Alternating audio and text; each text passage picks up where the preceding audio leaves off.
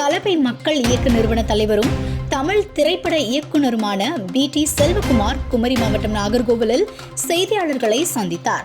அப்போது அவர் கூறுகையில், இந்தியா ஒரு ஜனநாயக நாடு மட்டுமல்லாமல் அனைத்து நாடுகளுடன் நட்புறவு கொண்டுள்ளது. இந்நிலையில் அமெரிக்க அதிபர் டிரம்ப் இந்தியா மீது 50% வரி அறிவித்துள்ளார். இது நாட்டின் மீது மறைமுகமாக போர் தொடுத்து தாக்குவதற்கு சமமான ஒரு நிலையை அவர் உருவாக்கியுள்ளார். நாம் என்ன செய்ய வேண்டும் என்றால், மீண்டும் ஒரு சுதேசி இயக்கம் வேண்டும். நமது உள்நாட்டு பொருட்களை அவர்கள் எப்படி நமது பொருட்களுக்கு வரி விதிக்கிறார்களோ, நம்மளுடைய தேசத்து பொருட்களை நாம் வாங்க வேண்டும். இங்கே அங்க அவங்களுடைய பொருட்கள் என்னன்னா, ஒரு கிட்டத்தட்ட விஷம் வாய்ந்த பொருட்கள் போல் உள்ளது. அதாவது ஒரு கொக்கோ கோலாவாக இருக்கட்டும், பெப்சியாக இருக்கட்டும், ஒரு பீஸா, பர்கர், எல்லாமே KFC, எல்லாமே வெளிநாட்டு பொருட்களை இன்னும் கண்டிப்பாக இந்திய தேசத்து மீது அன்புள்ள ஒவ்வொருவரும் அந்த பொருட்களை வாங்கி, அதாவது உடம்புக்கு ஒவ்வாத பொருட்களை ஏன் வாங்க வேண்டும்? வாங்கவே கூடாது. அவர்கள் விதித்தது போல் அவர்களுக்கு 100% வரி விதியுங்கள். மீண்டும் சுதேசிய பொருட்களை வாங்குவோம். நமது விவசாயிகளை காப்போம். அந்த பானங்களுக்கு பதிலாட்டு இளநீர், பதநீர், சர்பத், நன்னாரி, சிறுதானியங்கள், நம்மளுடைய விவசாய பொருட்கள், அதை வாங்குவோம், ஊக்குவிப்போம். நம்மகிட்ட என்ன வளம் இல்லை இந்த திருநாட்டில்? இந்த திருநாட்டில் எல்லா வளங்களும் இருக்கின்றன. ஆகவே அவர்கள் எப்படி செய்து, ஒரு ட்ரம்ப் அவர்கள் ஒரு சர்வாதிகார போக்கை, ஒரு ஜனநாயக நாட்டில் நம்ம ஒரு ஜனநாயகத்தை விரும்புவர், எல்லா நாட்டோடும் நட்புறவோடு இருக்க வேண்டும் என்று நினைக்கின்ற நாடு இந்திய திருநாடு. அப்படிப்பட்ட ஒரு நாட்டுக்கு ஒரு போர் தொடுப்பது போல் கிட்டத்தட்ட 50% வரி என்பது ஒரு சாதாரண விஷயம் இல்லை. ஒரு பெரிய ஒரு படுகொலை செய்வது போன்றது.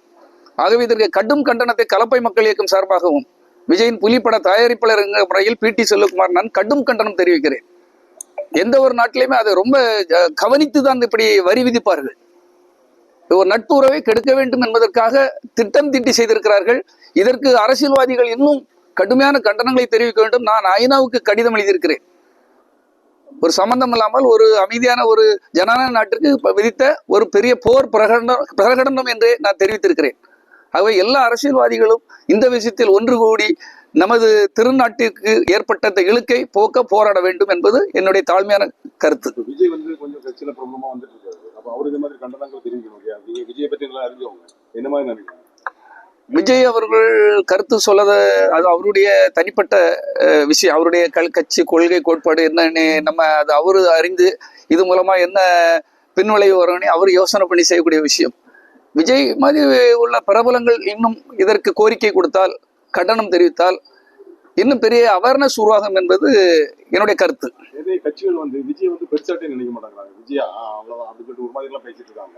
நன்கு அறிந்தவர் விஜய் பற்றி என்ன மாதிரி இருக்கும் அடுத்த கட்டம்? விஜய் இப்போ ஒரு நமது தமிழ்நாட்டை பொறுத்த மட்டில் ஒரு புதிய சக்தி தேவைப்படுகிறது. ஒரு புது எனர்ஜி, ஒரு புது பிளட் தேவைப்படுது. அந்த வகையில விஜய் ஒரு புது பிளட் யங்ஸ்டர்ஸ் அவருக்காக தீவிரமா இறங்கி வேலை பார்க்குறாங்க. ஒரு நடுநிலை ஓட்டுகள் அவருக்கு கண்டிப்பா வரும். யார் எவ்வளவு அட்டாக் செய்தாலும், யார் எவ்வளவு தாக்குதல் நடத்தினாலும் விஜய்க்கு ஒரு பெரிய ஒரு அரசியலில் ஒரு கண்டிப்பாக ஒரு வரவேற்பு இருக்கிறது என்பதுதான் உண்மை. இப்ப இந்த மாநாடு கூட தள்ளி போச்சு. மாநாடு கூட நடத்துறதுக்கு தெரியும் இந்த மாதிரி பண்ணிக்கிட்டு இருக்காங்க. இல்ல, மாநாட்டுக்கு அனுமதி கொடுக்கவில்லை என்று நம்ம சொல்ல முடியாது. ஆளும் கட்சி நிச்சயமாக விஜய்க்கு நிறைய சப்போர்ட் தான் பண்றாங்க என்ன பொறுத்த மட்டும். ஏன்னா நம்ம தான் அதை கவனிச்சு பண்ணணும். நம்ம ஒரு நாள் தான் இருக்கு ஒரு விநாயகர் சதுர்த்திக்கு, நம்ம அதை தெளிவுபடுத்திட்டு பண்ணியிருக்கலாம். இப்போ அதான் டேட்டை மாற்றியாச்சு. இப்போ டேட்டை மாற்றி 21ஆம் தேதி வச்சிருக்கிறாங்க. ஆளுங்கட்சி நெருக்கடி கொடுக்குறாங்கன்னு கண்டிப்பாக சொல்ல முடியாது. பழமையான கட்சிகளுக்கு மத்தியில் வரக்கூடிய விஜய் ஆட்சி பிடிப்பார், கண்டிப்பாக ஆட்சியை பிடிப்பார். ஒவ்வொரு காலகட்டத்திலும் அது நடந்து கொண்டு இருக்கிறது. யாராவது புதிதாக ஒருத்தர் வரமாட்டாரா, இந்த நாட்டுக்கு ஏதாவது நல்லது செய்ய மாட்டார்களா என்ற ஏக்கம் ஒவ்வொரு நடுநிலைவாதிகளுக்கும் ஒரு ஏங்கி கொண்டிருக்கிறார்கள். அவர்களுக்கு ஒரு மாற்றாக, சவாலாக கண்டிப்பாக விஜய் இருப்பார்.